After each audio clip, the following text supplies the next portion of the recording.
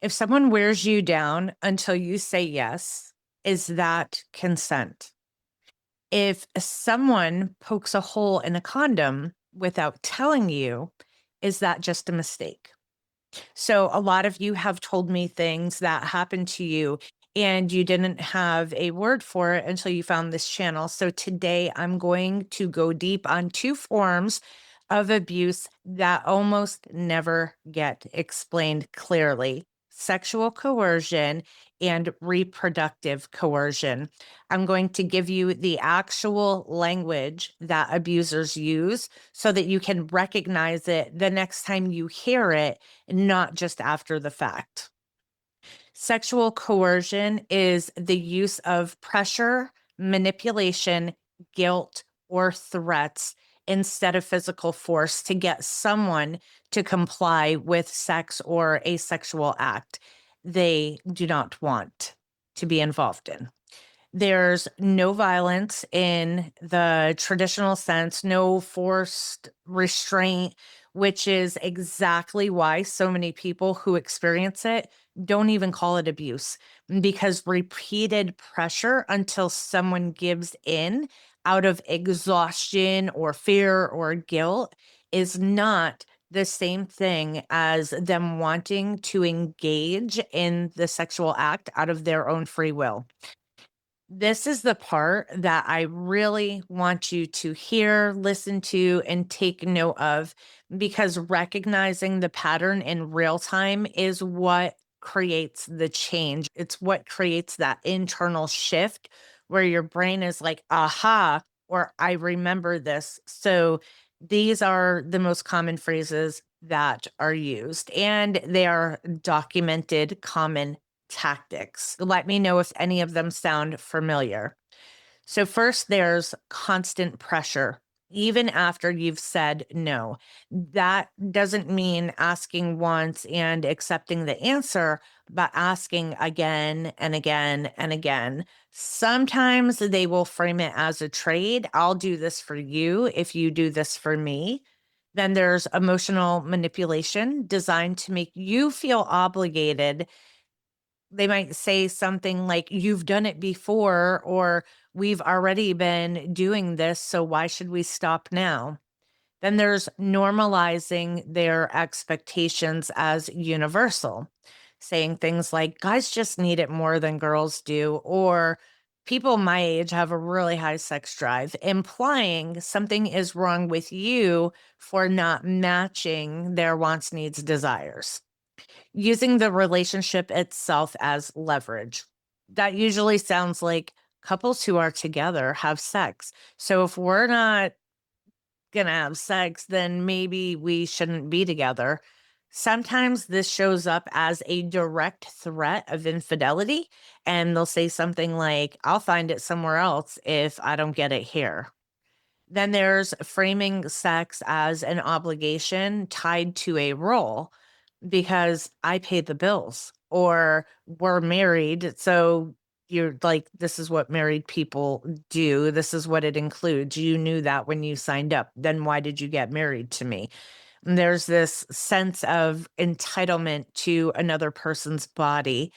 And then there is reacting to a no with guilt instead of respect.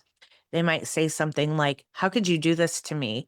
Or, "You don't see that you're hurting me by saying no," which then flips the refusal into something the other person now has to manage. If you've heard even one of these, I want you to sit with that for a second. This is not how a relationship works. This is a pattern, and patterns usually have names. And then there's reproductive coercion. And this honestly, like, deep breath, because it's one of the least talked about forms of abuse that exist. And it's more common than most people assume that it is. Reproductive coercion is any attempt to control another person's reproductive choices as a form of power and control over their entire life. It includes birth control sabotage, hiding, withholding, or destroying someone's birth control, poking holes in condoms on purpose, removing a condom during sex without telling the other person, often called stealthing when they do that, which is increasingly recognized as its own form of sexual assault. Refusing withdrawal after agreeing to it, also known as pulling out, secretly removing a contraceptive ring, patch, or device. It includes pregnancy pressure in both directions, pressuring someone into becoming pregnant against their wishes, or pressuring someone to continue a pregnancy that they wanted to end, or pressuring someone to terminate a pregnancy that they wanted to keep.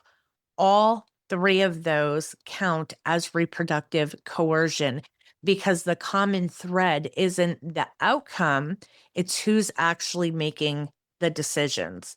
It also includes coercion around sexually transmitted infections, deliberately exposing a partner to an STI or retaliating against a partner for disclosing the STI status honestly.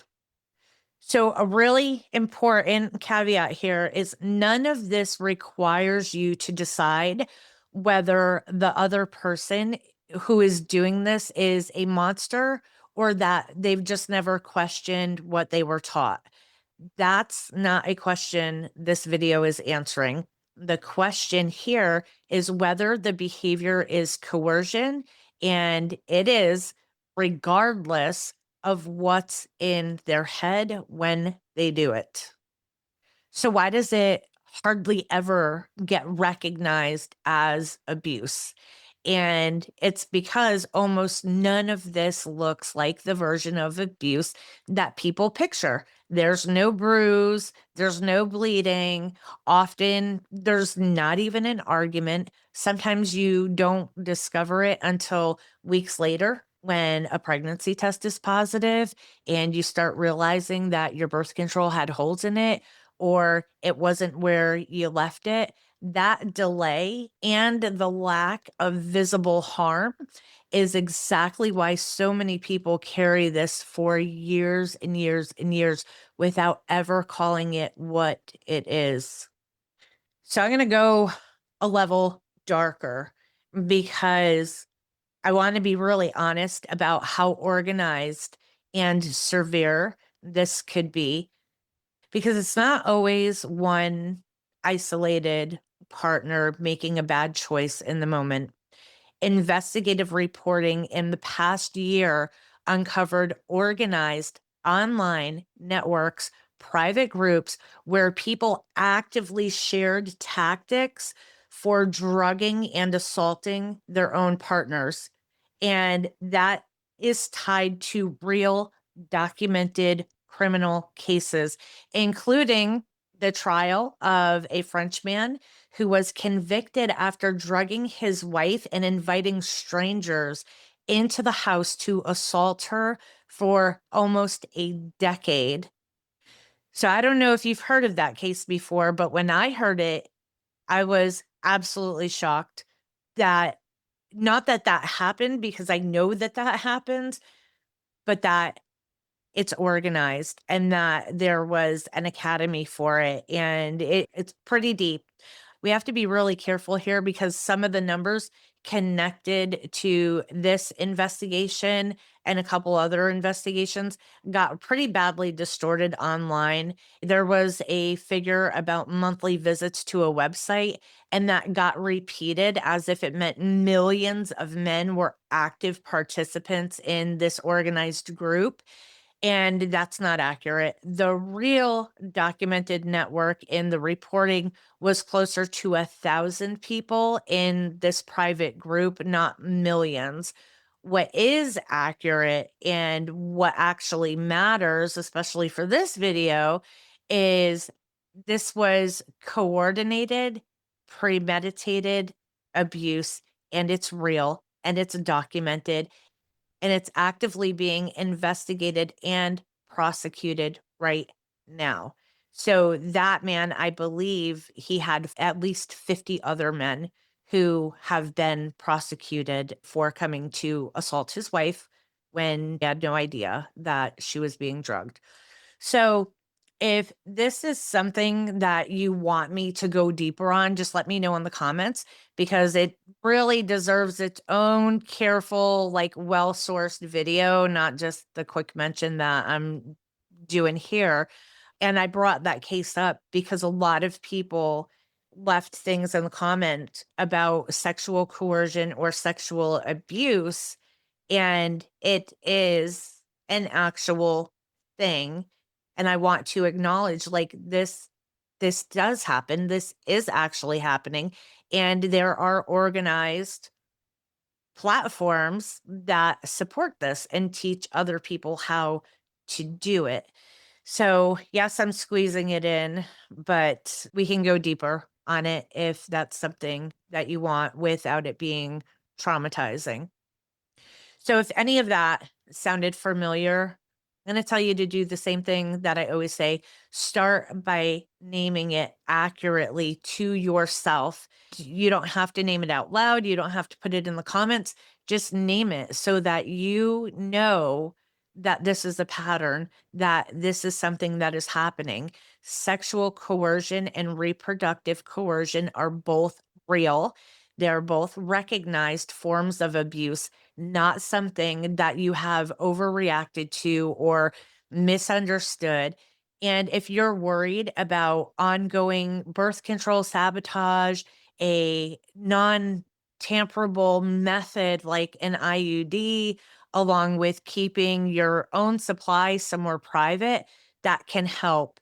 And RAIN's National Sexual Assault Hotline and the National Domestic Violence Hotline both actually handle these situations specifically. You do not need to have a violent story to qualify for support. These are things that are so well documented that at least two, I mean, there's a lot, but Brain is one of my absolute favorite networks, which is why, and I'm not affiliated with them or anything like that, but they're one of my favorite networks as far as support for people who are experiencing this type of abuse. So, if any of this gave you language for something that happened to you, tell me in the comments, even just which tactic you recognized. And if you want a deeper video on the organized abuse networks that I mentioned, just say so in the comments. I've been considering it, but I want to do it right. So it will take me a little bit of time to put it together because I need to put it together in a way that I can give you the information and point out the coercion or abuse, the control that's happening without it re traumatizing. So, subscribe for more conversations that nobody else is having clearly. That's what we're going to do here. We're going to clear the things up, share the video. Thank you so much to everybody who has shared my other video. Thank you. Thank you. So, like, subscribe, comment, do all the things. Let me know about that deep dive and share whatever you're comfortable sharing. And I will see you in the next one.